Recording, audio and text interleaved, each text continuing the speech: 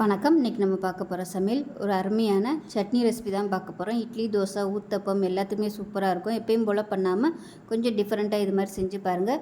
வாங்க இந்த அருமையான சட்னி எப்படி செய்யலாங்கிறத பார்க்கலாம். இப்போ ஒரு பேன் எடுத்துக்கலாம். பேன் சூடானதும் தேங்காய் எண்ணெய் விட்டுக்கலாம். இந்த சட்னி வந்து தேங்காய் எண்ணெய் தான் செய்ய போகிறோம். எண்ணெய் சூடானதும் 1 டேபிள் ஸ்பூன் உளுந்து சேர்த்துக்கலாம். கொஞ்சமாக கருவேப்பிலையில் சேர்த்துக்கலாம். அது கூடவே ஒரு 15 வரமிளகா சேர்த்துக்கலாம். இது வந்து சின்ன சின்ன வரமிளகா தான், காரம் கம்மியாக தான் இருக்கும். அதனால் நான் வந்து ஒரு 15 எடுத்திருக்கேன். காரமாக உள்ள மிளகாயாக இருந்தால் நீங்கள் கம்மியாக எடுத்துக்கோங்க. ஏன்னா இது சுத்தமாக காரமே இருக்காது. அதனால் நான் வந்து கொஞ்சம் கூட எடுத்திருக்கேன். இது கூடவே ஒரு 4 பல் பூண்டு சேர்த்துக்கலாம்.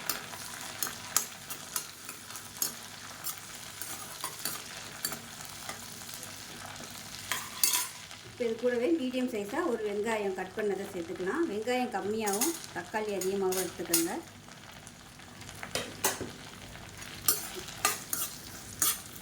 இது கூடவே மீடியம் சைஸாக 2 தக்காளி சேர்த்துக்கலாம்.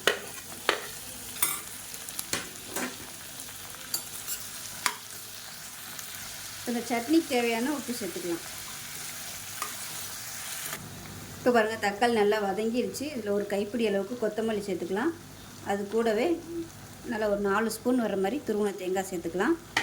இது எல்லாத்தையும் சேர்த்துட்டு லேசாக ஒரு பரட்டிட்டு அமர்த்திடலாம். ஆற விட்டுட்டு நைஸாக அரைச்சிட்டு பார்க்கலாம்.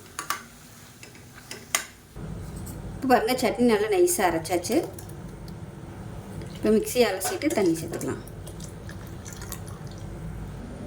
இப்போ ஒரு பேன் வச்சுக்கலாம். இதில் கொஞ்சமாக தேங்காய் எண்ணெய் விட்டுக்கலாம். 1 டீஸ்பூன் கடுகு சேர்த்துக்கலாம். 1 டீஸ்பூன் உளுந்து சேர்த்துக்கலாம். கொஞ்சமாக கருவேப்பிலை சேர்த்துக்கலாம். இந்த தாளிச்சதை சட்னியில் கொட்டிடலாம். அவ்வளோதான், அருமையான சட்னி ரெடி ஆகிடுச்சு. எப்பயும் போல் பண்ணாமல் இது மாதிரி டிஃப்ரெண்ட்டாக தேங்காய் எண்ணெயில் வந்து செஞ்சு பாருங்கள். வேறு லெவலில் இருக்கும் டேஸ்ட்டு. ஸோ இந்த வீடியோ பிடிச்சிச்சுன்னா லைக் பண்ணுங்கள், கமெண்ட் பண்ணுங்கள், சேனலை சப்ஸ்கிரைப் பண்ணுங்கள், பக்கத்தில் பெல் பட்டனையும் ப்ரெஸ் பண்ணுங்கள். நன்றி.